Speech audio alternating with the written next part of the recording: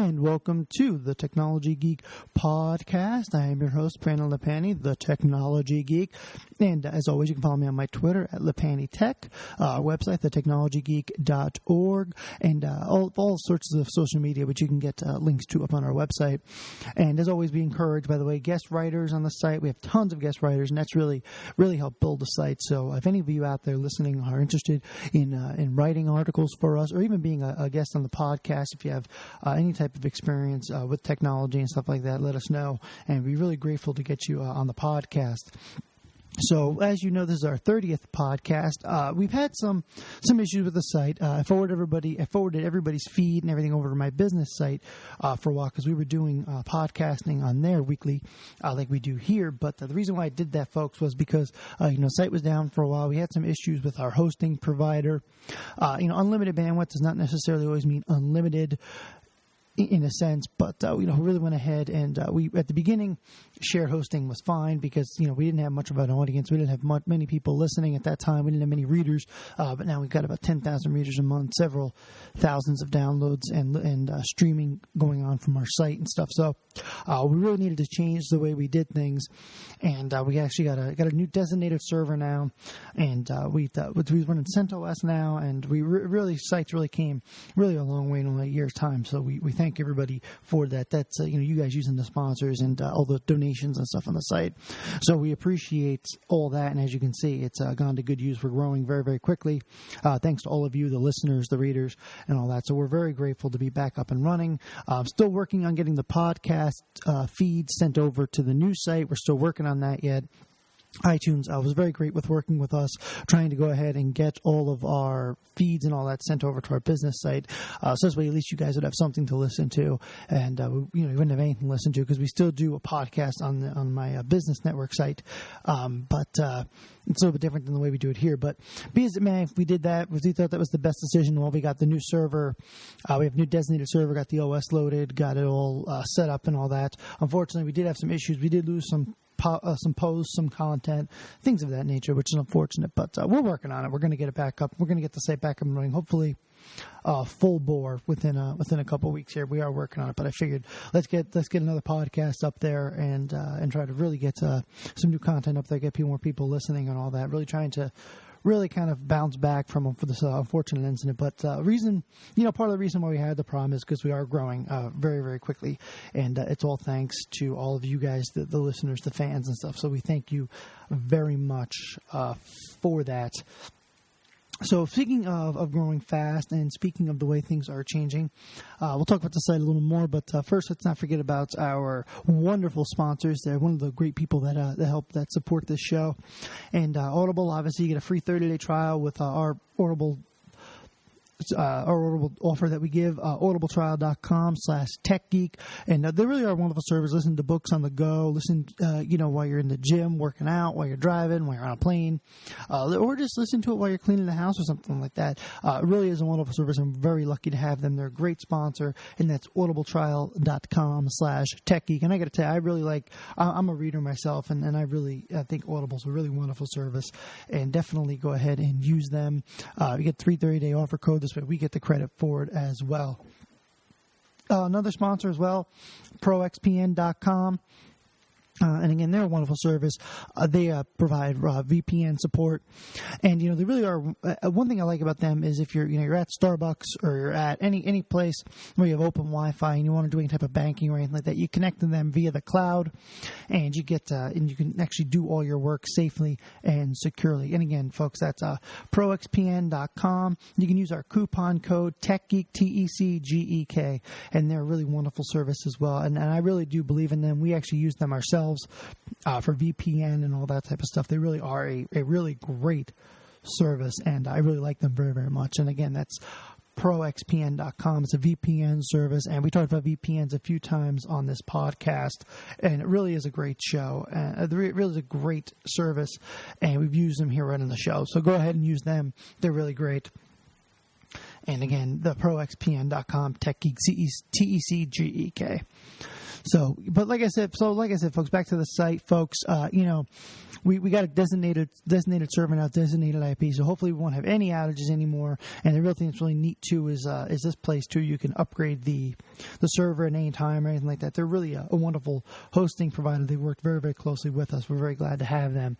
And let me tell you, they really worked very closely helping us get up and running as quickly as we could. Like I said, we also unfortunately did suffer an outage for a while. Surprisingly enough, though, we had an outage for about 6 weeks or so, and surprisingly enough, our page ranking still went up. So that was kind of shocking for us. But like I said, we're back up and running now, and hopefully we should have all the podcast feeds and all that all squared back to normal. Hopefully very soon. So talking about getting back talking to tech, which we haven't done in a while because as I said we've been down. But some interesting stuff. Obviously yesterday, House of Cards Season 2 opened up. I'm not going to lie, I already watched the season opener. I don't want to give any spoilers just yet, but you'll be very, very shocked to see what happens in that particular. Definitely in the season opener. Let's put it that way. You won't be disappointed in the season opener. Picks up kind of almost where it left off, but It definitely was a very amazing season opener, and I'm already hooked. Here on the East Coast, here we're suffering from just feet and feet of snow, so I'm kind of snowed in. So maybe I'll go ahead and get a little more of that. Maybe get another episode or 2 in. I've also been watching The Following on Netflix as well. A lot of really great content on Netflix. Over the last bit, I've been watching I just finished up the last season of Dexter. Just a lot going on here, and it really, like I said, Netflix has so much just wonderful content up there to listen to. But see House of Cards Season 2 out there right now, and I can tell you right now, you won't be disappointed at all in Season 2. It's very, very good. Definitely take the time to watch it. So something I want to get into as far as talking about tech. Obviously, Microsoft. Obviously had some interesting news in their quarterly earnings report. Apparently Microsoft, I think it's kind of funny, a lot of people that talk about Microsoft, Microsoft really is a company that really makes money on enterprise software. They do make money on the Surface. They do make quite a bit of money on the Xbox, but they're really an enterprise software company. And I thought it was neat in their quarterly earnings report. They released how much they make on their enterprise software, and the number was fairly high. And a lot of people were saying, well, Microsoft really should be focusing on the mobile market and stuff like that. But you have to realize Microsoft's trying to break into that business with the Surface and with the Windows Phone. But you have to realize Microsoft really truly is it's not really, I don't say a services company, but they're a software company. Their new CEO that they have definitely has made it a point to say, that they're, he did his speech addressing he was going to be a new CEO. He made a point to say, hey, we're a software company. We're a software company. He didn't say that they were a services company. He said they were a software company. And Microsoft does make quite a bit of money on their enterprise software. That's what they are. They're a software company. And Microsoft's, the majority of their money is made from products like, SQL, System Center, things of that nature. So Microsoft is a services company and, and software and services company. But, they made some money on the tablet, the Surface tablet. They did take, quite a hit on the Surface tablet, but now it looks like they're refocusing. Obviously, they have services like SharePoint in the cloud, System Center in the cloud, and in their quarterly earnings report, they actually said how much that they make quite a bit of money on their service on their cloud-based servers. So Microsoft maybe their cloud. Their cloud strategy maybe needs to be different than companies like Google and places like that because, Microsoft, they provide enterprise software. Maybe they can provide the enterprise software in the cloud. Maybe that's their cloud strategy. Not every company's cloud strategy, needs to be the same. So obviously them going ahead and doing that is truly a testament to their, maybe that's their cloud model. Maybe that's the way, maybe they put SharePoint in the cloud. Maybe they put, System Center in the cloud. Maybe that's their cloud strategy. We know for a fact that, Office 365 in the cloud has worked out great for them. So maybe their cloud strategy needs to be providing their software in the cloud. Maybe that is their cloud strategy, which wouldn't surprise me. I mean, that's what they do. But, they definitely make money on the Xbox. Xbox, is rated one of the number one, best home entertainment systems. We know, so there's just a lot of things going on, at Microsoft with their strategy. Maybe their strategy doesn't need to be the same as Google. Maybe they need to. Maybe this is their strategy. And I think it's judging from their quarterly earnings report, it seems to be working out fairly well for them. Obviously, they have a new CEO now, a new board change obviously coming up right now. As you all know, it looks like Bill Gates is going to be, he's going to be available as a consultant for the CEO. Ballmer is going to be the new chairman. So it looks like Microsoft, definitely having a big shakeup, and it looks like things are really working out for them quite well as far as their shakeup and their current strategy. So we'll see where the new CEO goes with this, and we'll go from there. But judging from their earnings report, doing very, very well with their current setup, which seems to be, selling the Xbox, selling their cloud services. Selling Surface tablets seems to be really working out for them. A lot of people, a couple years ago, you would think Microsoft's model is circling the drain, but apparently not. It seems to be doing quite well for them. And when you really look at their cloud environment, they're providing a really great cloud environment. Whereas when you really look at Apple doesn't really have a cloud environment. I mean, yes, they do to a certain degree, where they're able to go ahead and provide, they're able to do the iCloud, stuff like that, so it worked out really well for them. But if you really look at it, they don't really have nowhere near the cloud environment that companies like Google or Microsoft really have. I mean, they've made it so you can share your files in between iPhones and iDevices and stuff like that. But they don't really have nowhere near an advanced environment as a lot of these other companies really do. And I think that's truly it shows you, that, I feel a lot of people forget Apple's a hardware vendor. They're not a software vendor. But, they've truly, it shows you that they're really trying, but, Apple doesn't have that infrastructure yet in place. I don't know what they're waiting for, if they're going to do it at all, but, I think right now they're focused a lot on just selling hardware and not really focusing as much on the cloud. But again, they are a hardware vendor, and that's kind of where Microsoft struggles. They're trying to sell Surface tablets, but yet they're not a hardware company. But one of the things too, when you really look at talking about earnings reports, when you look at Apple's earnings reports, really a majority of their money gets made on the iPad and predominantly the iPhone, and some of their PCs. You look at the iPods and iTunes, even they definitely make they make a lot of money on that, but that's not where their huge revenue generator is. The huge revenue generator is obviously selling iPhones and all that.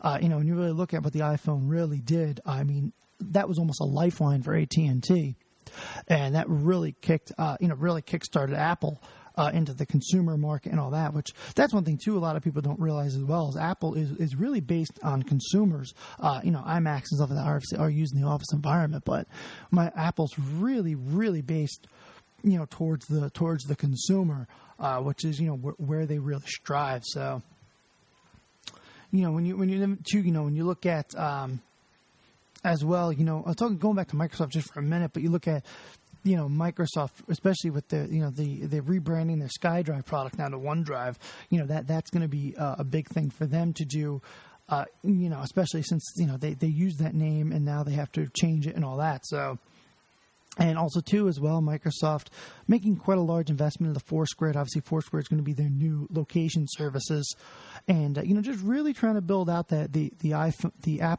Microsoft platform. They're really working hard on that.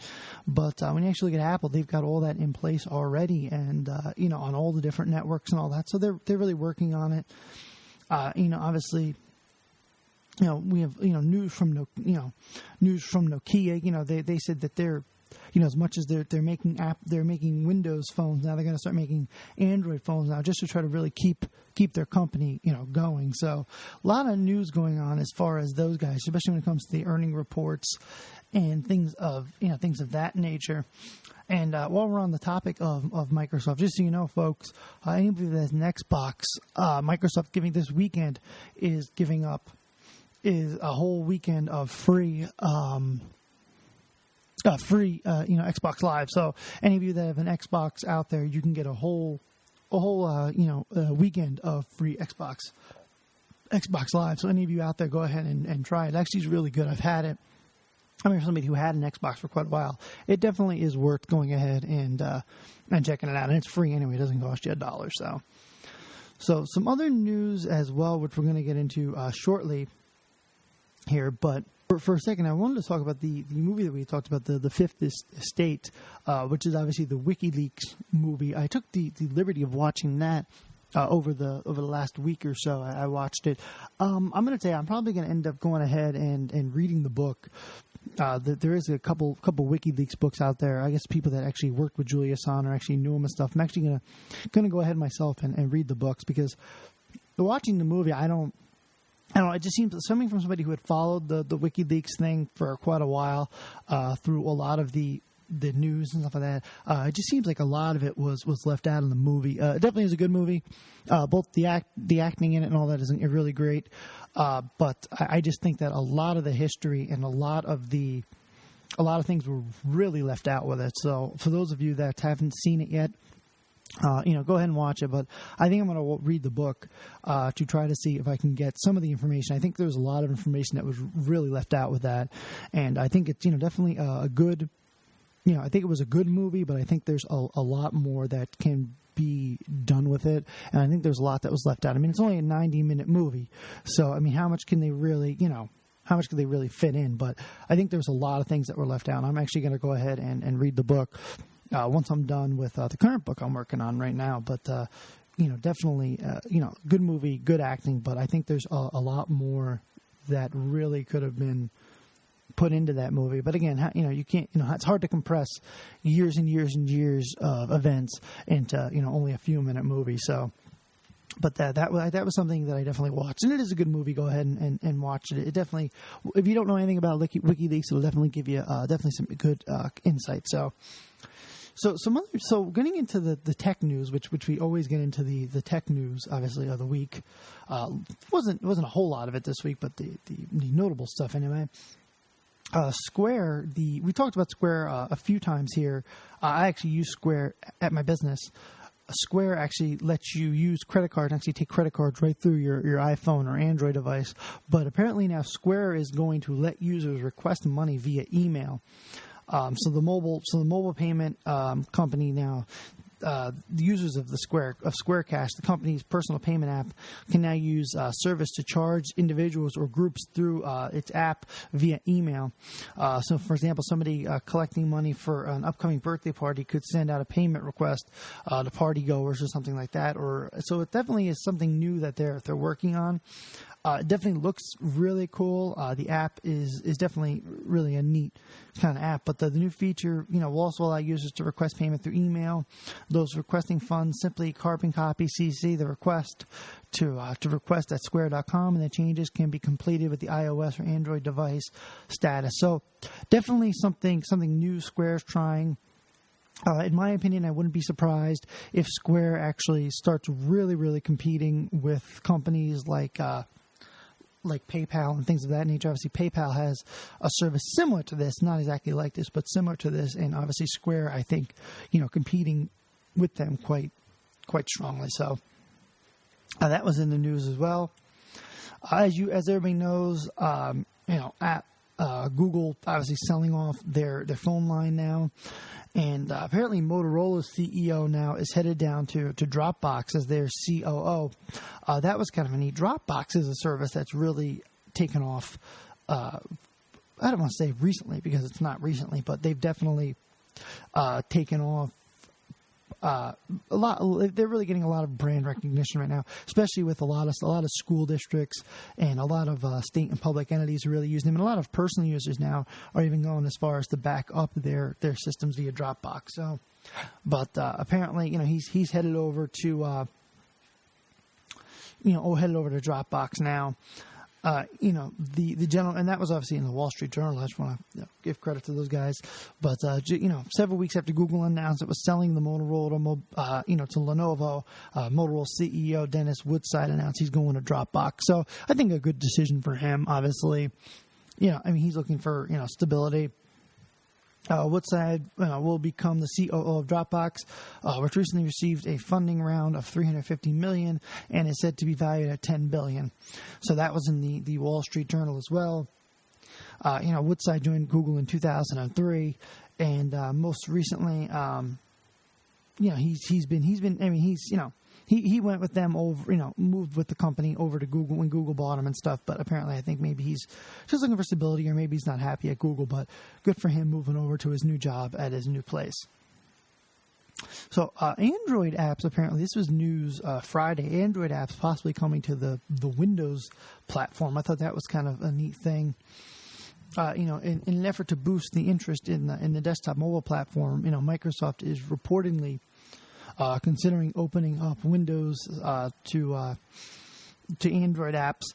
The Verge actually reported this. The Verge says that there is a serious discussion with Microsoft and others whether to open up the company's desktop mobile platform to the Android apps. The idea would let consumers download apps from a store run by a third party, enabled where Microsoft is still the gatekeeper.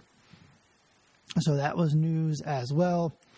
It would be the first time Android apps this wouldn't be the first time Android apps have appeared on the Windows platform, as third parties have softwares like BlueStacks already allows users to run Android apps on the Windows devices, including Microsoft's Surface Pro. So, not the first time we've heard of this, but definitely in the mainstream news this on Friday. So I figured I would go ahead and bring it up.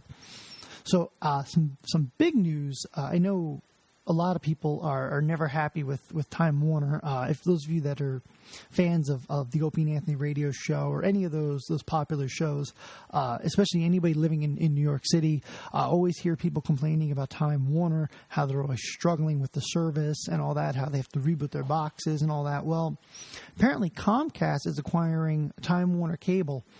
That was actually news as well.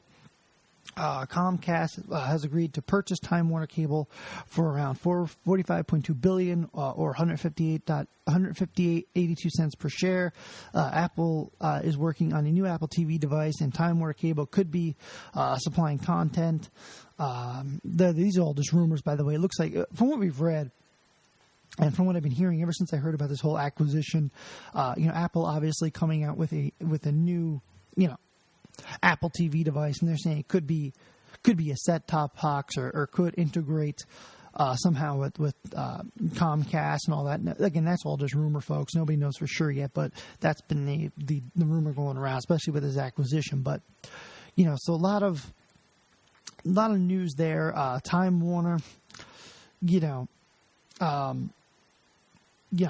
don't know.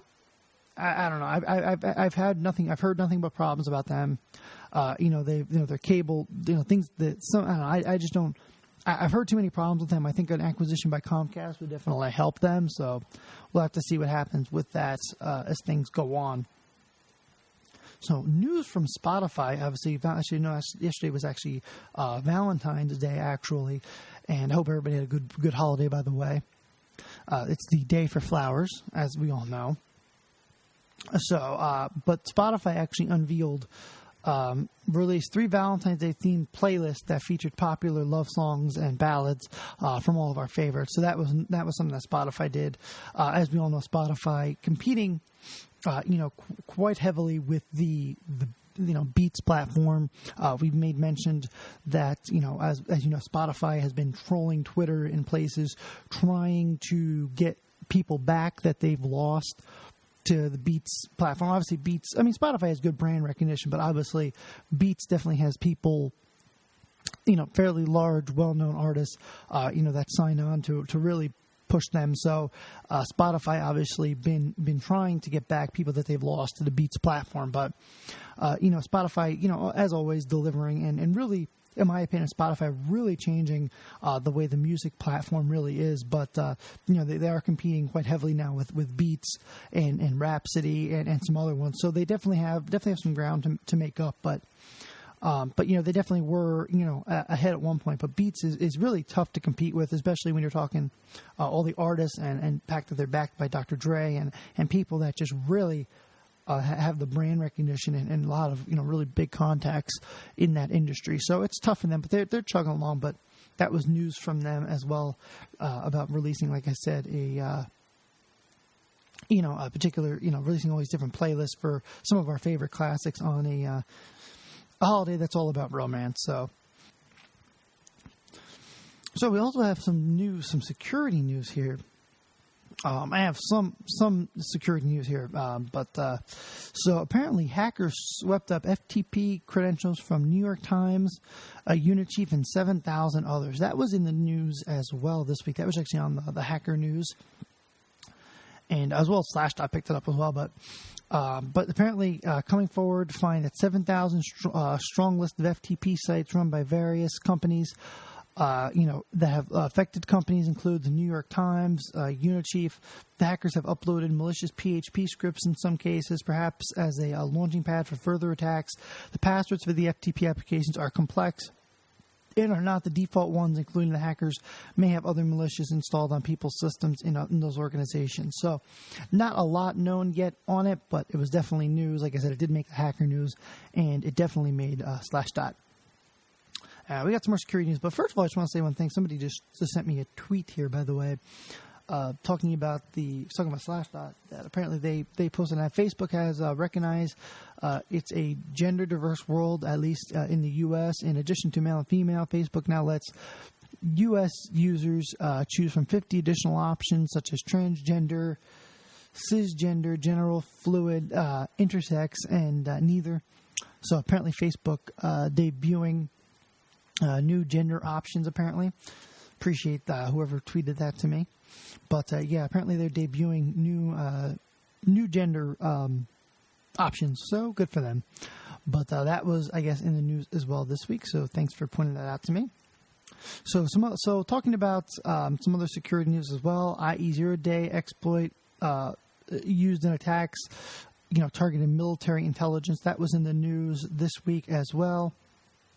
Security researchers from FireEye, which, by the way, folks, I've been at, when I went to Security World Expo, and I've been to a lot of different places as far as security goes, expos and things of that nature. FireEye, really a huge company.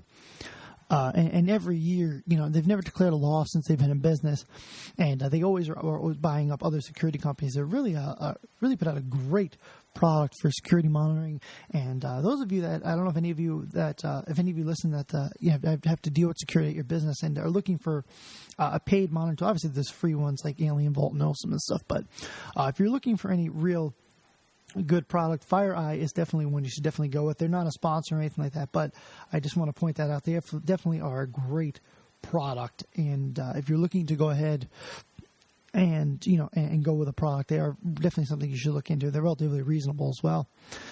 But they discovered a new IE10 zero-day exploit being used as a watering hole attack on the U.S. Veterans of Foreign Works website. According to FireEye, the attackers compromised the VFW website and added an iframe to the site's HTML code that loads the attacker's page on the background. When this code is loaded into the browser, it runs a Flash object that uses an exploit.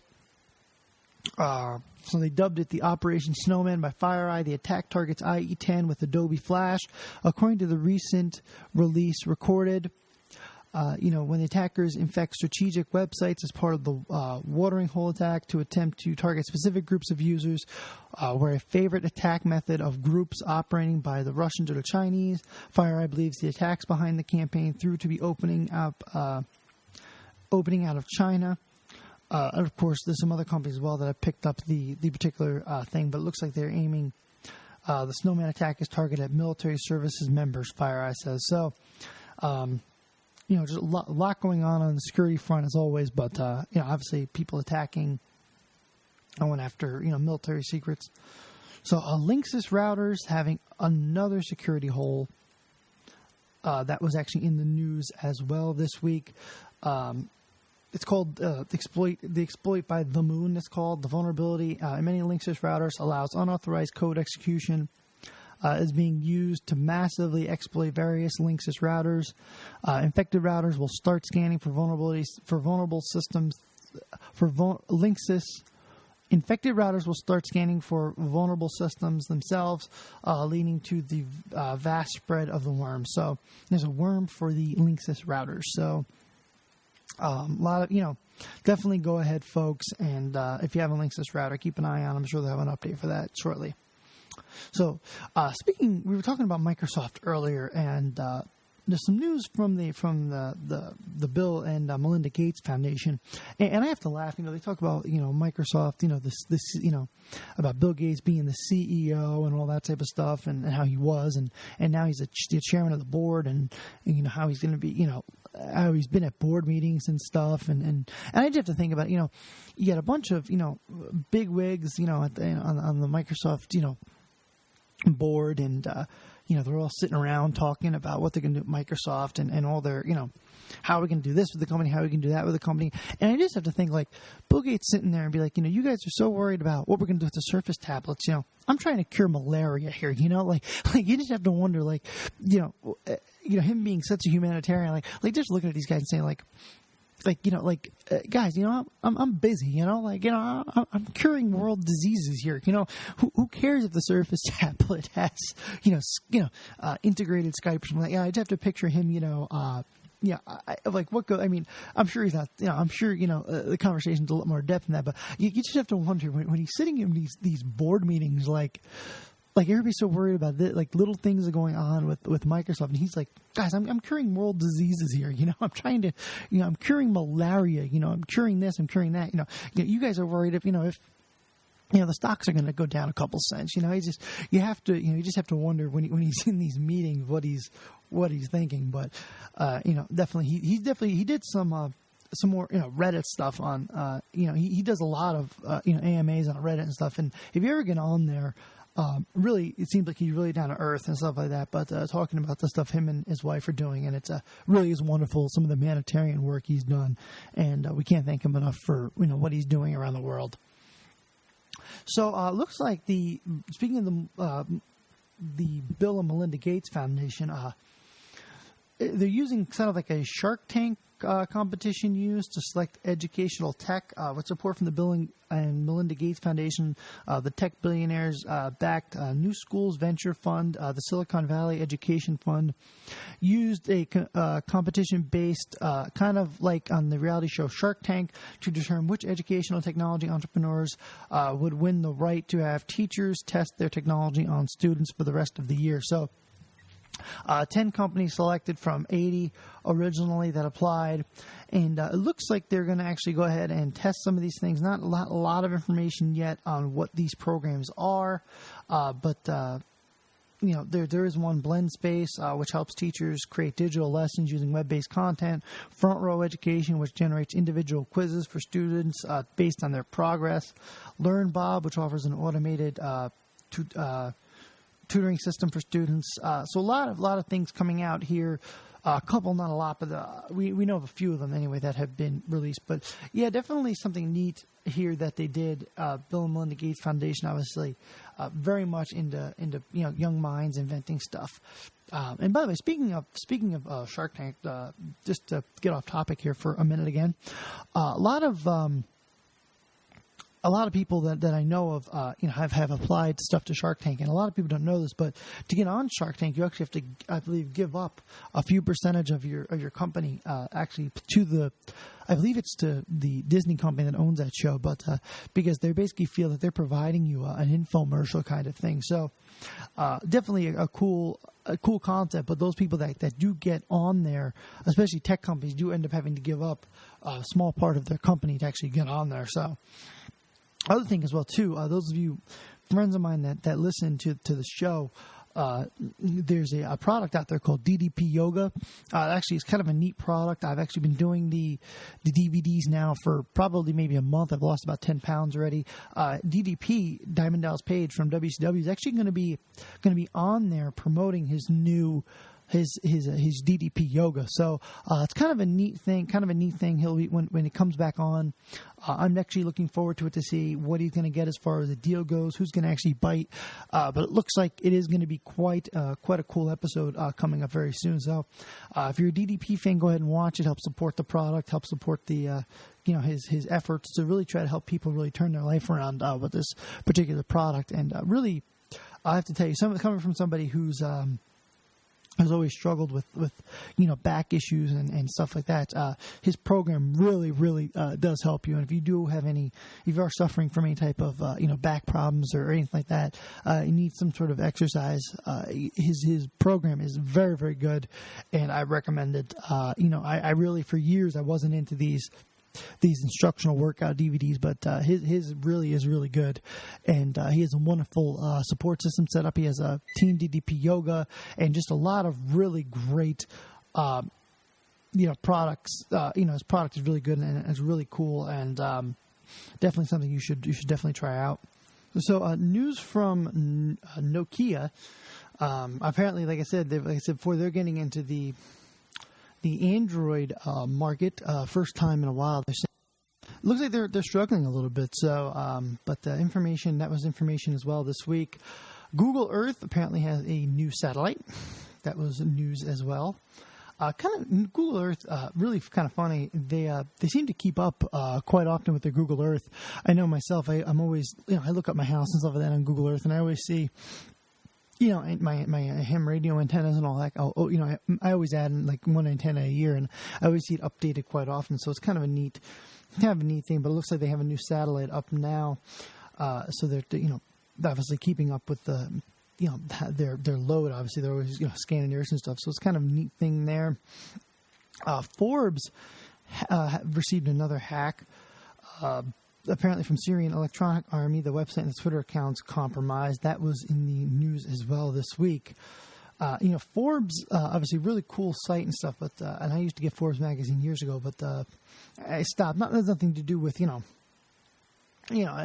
still a great great site and all that type of stuff. I just don't have the time to read it anymore. But they got hacked the other day by the Syrian Electronic Army. So news as well, Edward Snowden, obviously they're saying he obtained classified NSA documents from stealing a co-worker's password. That was in the news as well. So there's so much still going on with that whole thing with him. They're quite aware of the leaks that the whistleblower Edward Snowden carried out against the U.S. National Security Agency. And after reading every related update, watching every document that was provided, how did he carry out the whole thing? Yes, you're right. A former NSA contractor, Edward Snowden agency allegedly managed to access thousands of classified documents by stealing one of his co-workers' passwords, according to an unclassified NSA memorandum obtained by NBC News. So that was in the news as well this week. So looks like it wasn't really a righteous hack. It was just somebody gave him he just got somebody's password. So some other news as well. A vulnerability allowed attackers to create an administrator account. That was in the news as well this week. We'll go there now. That was in the hacker news, by the way. But apparently it seems that you can,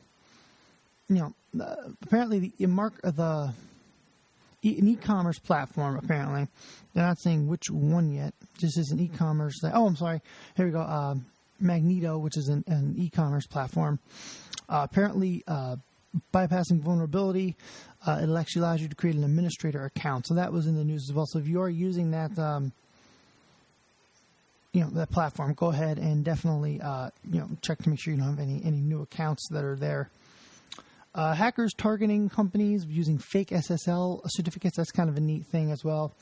Having SSL certificates doesn't mean that your website is, isn't vulnerable anymore. But today, hackers and cyber criminals are using apparently fake SSL certificates to bogus websites, impersonating social media sites, e-commerce, and even bank websites. Netcraft Security Research discovered that dozens of SSL certificates are being used to for financial institutions and stuff to actually gain information from people. People think they're safe, and they're actually at a fake phishing website, and they're actually using fake SSL certificates and actually going ahead and getting hacked, thinking that they are secure. The fake SSL certificates themselves are not sufficient to carry out man-in-the-middle attacks, should be in the same network. But apparently Netcraft researchers have discovered that many fake SSL certificates that were created by cyber criminals with fraudulent information include fake SSL certificates for companies like Facebook, as well as fake Google SSL certificates, and as well as even Gmail and iTunes and YouTube. So be very careful when sending information over the internet. As you can see, even SSL sites aren't safe like they used to be anymore. So some other news as well here. Largest ever 400 gig DDoS attack hits Europe's NTP amplification. That was news as well. Apparently, there's going to be an update to Adobe Shock Player to fix criminal vulnerability in code execution. We talked about that a little bit. But again, that was news this week. And by the way, you can find that, a lot of this news, by the way, on thehackernews.com. But some interesting news. Snapchat's still getting picked apart. Another Snapchat vulnerability. Apparently, user accounts vulnerable to brute force attacks. Snapchat, a smartphone application that lets users share Snapchats with friends, is catching fire among teenagers. Its first attack was obviously in December with 4.6 million Snapchat users were exposed in a database breach. Now, another denial of service and a CAPTCHA security bypass were discovered by other researchers within the last 2 weeks. So Snapchat has a vulnerability reward program, but still penetration testers are working hard and free of cost to make the application much more secure. So that was news, and there is actually a video demonstration actually on the internet for actually how the account brute force vulnerability actually works. Hackers are exploiting router vulnerability to hack bank's account through DNS hijacking. That was in the news this week. Just there's so much going on right now with security news. It seems like every day you can't go without hearing a few things. But apparently hackers have been exploiting router vulnerabilities that allow you to get bank accounts. Apparently it's included in apparently the vulnerability is included in Netgear, Linksys, and Cisco, Asus, and Tenya routers. But apparently you can use DNS hijacking to trick. That's nothing really new. Obviously, you remember AOL got DNS hijacked a while ago, but apparently most banks and e-commerce sites are using HTTPS and SSL encryption, making it impossible to impersonate them without a valid digital certificate using a CA. But to bypass such limitations, cyber attacks are also using SSL strip techniques to spoof digital certificates. So, and then you use the routers actually to go ahead and gain information. So that was obviously another big. That was a shocker, I guess. LinkedIn shutting down its secure Plague intro app in early March. That was in the news. iOS vulnerability allows you to disable Find My iPhone without a password. That was kind of a neat thing, and that's actually really huge because a lot of people do use that feature. But apparently, I know Apple's coming out with another update fairly soon to fix a couple issues with the iPhone, and I'm sure they'll be looking at a way. I'm sure they'll be fixing this as well along the way.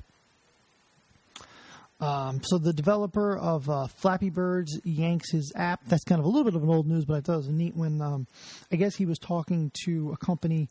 I guess he was talking to CNN or something like that, and he just said it was designed for an app to be fun. It wasn't designed to be a business, and it's getting to be too much for him, so that's why he yanked it.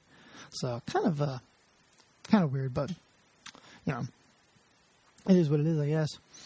The U.S. is switching from credit card signatures to PINs, but the banks are really trying to get on board with this. Apparently, they want to put a microchip in your card, and before you swipe it, you have to actually type in a PIN code. They do have some of these in Europe, but they're working on bringing them to America. But it's going to take some time until people really get on board with that. But that was something that I really think they could do, and definitely make things a lot more secure. Especially with something like this would definitely have.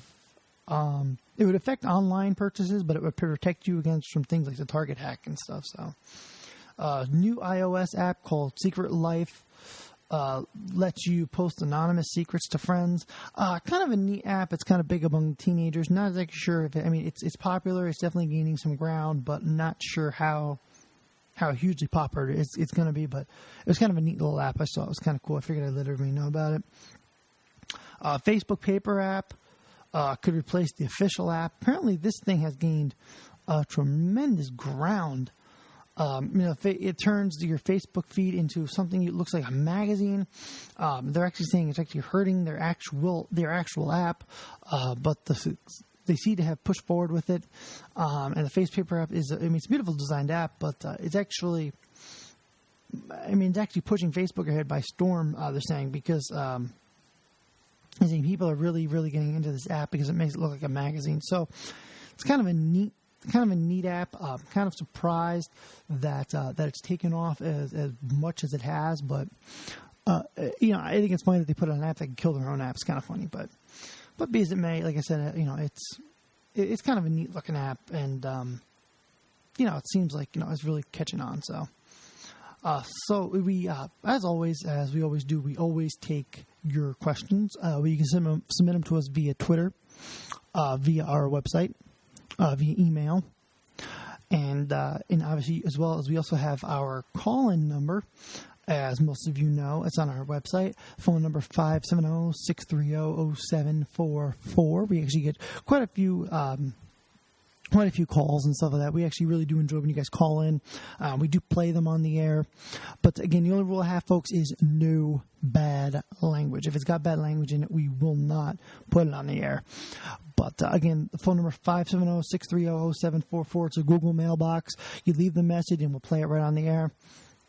As well as you can email me your questions, lapanytech@gmail.com. So like I said, we have quite a few questions this week. People knew we were coming back on the air this week because I did tweet about it and stuff like that. So we did get some questions. First question we had: will I continue to get Android updates with Lenovo owning Motorola? I'm going to say yes to that one. I don't think they would definitely. I don't think they're going to stop support on a lot of these products, but again, I would think that Android, they're going to almost have to because they're buying an existing infrastructure. So I would definitely say yes. But like I said, I really don't think you have anything to worry about. But I'm sure if they don't, you'll hear about it firsthand. So another question that I got from somebody, they asked, why doesn't wireless charging work on my Galaxy Note 2? I actually had to look this one up because I wasn't extremely sure. But apparently, T-Mobile has a wireless charging pad for it. While the Note 2, it sees the pad, it doesn't charge. Apparently, the problem with that is that the wireless charging is supported on AT&T Note 2, but not the T-Mobile Note 2. And actually, I looked this up because I actually was kind of curious about this, but that's actually the case. That's actually why it doesn't work. I was actually kind of actually had to email this person back and forth a few times to find out what was going on. But yeah, that's the case with that. That kind of stinks, I guess. I feel bad for the person. Somebody asked me what Windows tablet should I buy for Valentine's Day. I already emailed this person back, but kind of a neat thing. I guess if I was going to buy a Windows tablet, I would go with the Surface. Since it is made by Windows, I would go with that because, it's from them, so you're probably going to get the best support. Lenovo makes a good Windows tablet as well, but me and myself, I would go with the Surface, myself personally. Another question I have is, how can I back up my text messages from my iPhone? So some news with that. If you have a lot of text messages and stuff like that, when you're backing up text messages, you're not just backing up text messages, you're also backing up images and stuff like that as well. What I would do is there's a program called iExplorer that works pretty well. But you can also, that'll allow you to export your text messages to PDF along with images. And also too, you have to say, and also too, what you might want to do with that program too is it allows you to actually go ahead and save your voicemails, which is really cool. So that's what I recommend with that. And the last question I had is there a mod that prevents Google from spying on me? There is on the desktop app. I don't And I know there is a way to do it on iTunes. I'm sorry, on iPhone. But if you're using an Android phone, I'm going to say no. I don't think there's going to be any real way to do that.